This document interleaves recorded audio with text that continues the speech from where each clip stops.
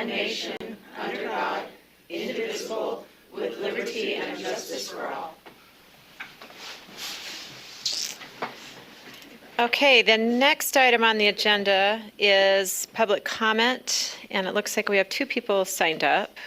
We will limit the comments to 3 minutes, if that's okay. Sophia Weiss, and then we'll have Jessica Benson. Did I say your name right? Is it Weiss? Okay.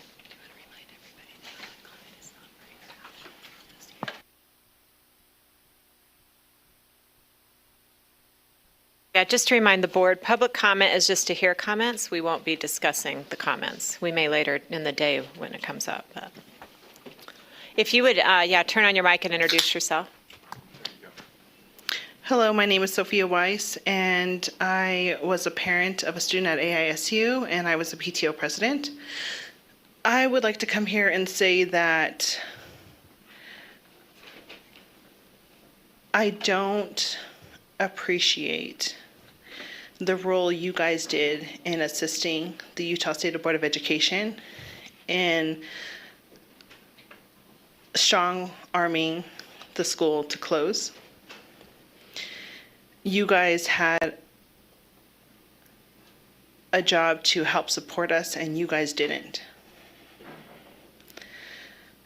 I think that I have heard that at least one of you have sent stuff to legislation and talked to the media, and nothing has been reported about the relationship you guys have had between the Utah State Board of Education and what happened with AISU. Now, I can appreciate that, but the fact that you guys did that was a little too late.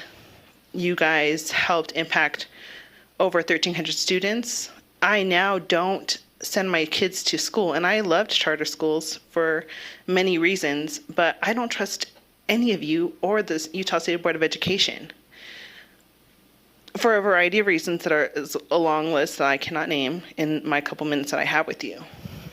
I suggest that you guys do better in supporting charter schools and helping them navigate instead of standing with the Utah State Board of Education to help the children of the state.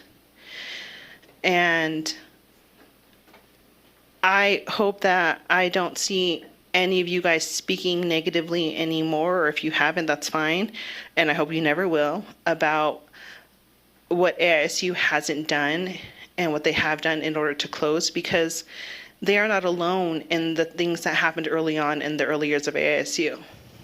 You guys also didn't do your due diligence, and I haven't heard any of you guys or the State Board of Education take any responsibility for your guys' part to play in what happened in the early years of AISU. And I would hope that, when we say our public comment, because we don't get to have a discussion about what we say, that you wouldn't speak during public comment, because this is the only time that we have to say something to you guys where you guys can hear. Thank you so much. Chair. Thank you. Yes. Just point of order. Can we ask questions? I know we're not too engaged in discussion or debate, but is questioning of the public commenter precluded?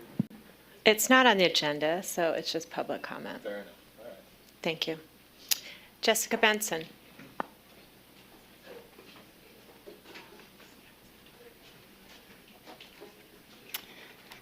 Would you introduce yourself? Yes, my name is Jessica Benson, and I was a parent to an AISU student and also a Montessori teacher for the lower elementary. And I'm not so good with the public speaking, so I'm just going to read. I've actually written pages upon pages of documents about this, but I'm going to try and hone in on what I think is most important now.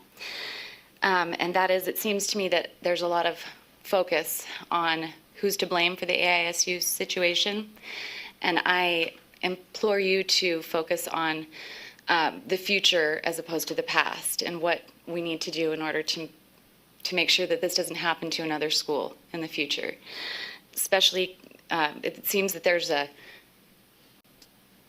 unspoken battle going on between perhaps the USBE and the charter board, and I hope that amongst yourselves you're able to find a resolution that will benefit those of us that are civilians in the public that are just bystanders and victims of the actions and choices that you all make. So I'd like to say that what I hope that we learn from all of this, the first thing that comes to mind is the need for mandatory transparency from all involved parties, and as my students would say, duh. The second thing that comes to mind is the need for government officials to reevaluate the overly cumbersome processes with regard to restricted and unrestricted funding, related documentation and procedural requirements of administrators by the state and federal governments. But my ideal scenario is that this thorough investigation into the story about AISU would reveal just how extraordinary the AISU program had really become, that our faculty and staff had been purposefully curated and cultivated into the dream team, a melting pot of collaboration, teamwork, positive support, encouragement, aspiration, innovation, appreciation, and goodwill. Our awesome community of students and families were thriving in an environment that we considered our home, that we'd been doing incredible things with our student body, and that our institution had paved the way for so many young people to achieve a multitude of successes.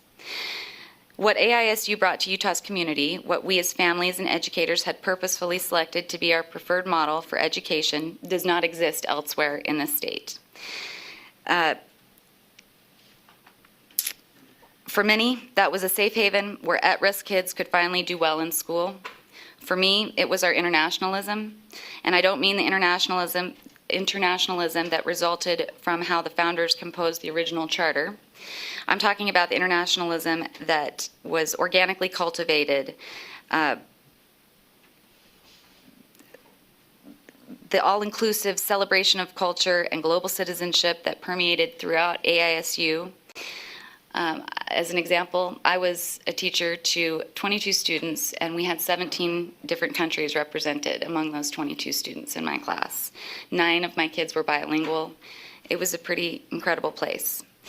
Back in December, the state, as you all know, we were put on a warning status, and we were informed of certain expectations that needed to be met in order to continue with AISU. And those demands that we were aware of as the staff and faculty, we really rose to the challenge. And when the news broke about AISU possibly closing, we had ironically been in a celebratory state of mind because we had raised those test scores. And it seems obviously that none of that is going to ever be disclosed to the public, but it would be nice if the complete fabrications were not disclosed to the public because it's not fair to those of us that had created something special and long-lasting. Your time's up Okay. and has been up, but if you want to wrap up, I want you to finish. I want you to say what you want to say. I just was kind of coming to a conclusion. There were many reasons why AISU was so special, but I mean, if someone could just tell me one other school, give me an example of where there is a celebration of internationalism, where there is no bullying and it's a safe haven for at-risk students, where they're teaching using a hybrid model of Montessori and project-based learning and educational technology, because I've been searching all summer and I've yet to find that school. So that's what I would like to say. Thank you. Okay, thank you. Thank you for your comments. Okay, the next item on the agenda is the board chair report. I don't have anything on that today other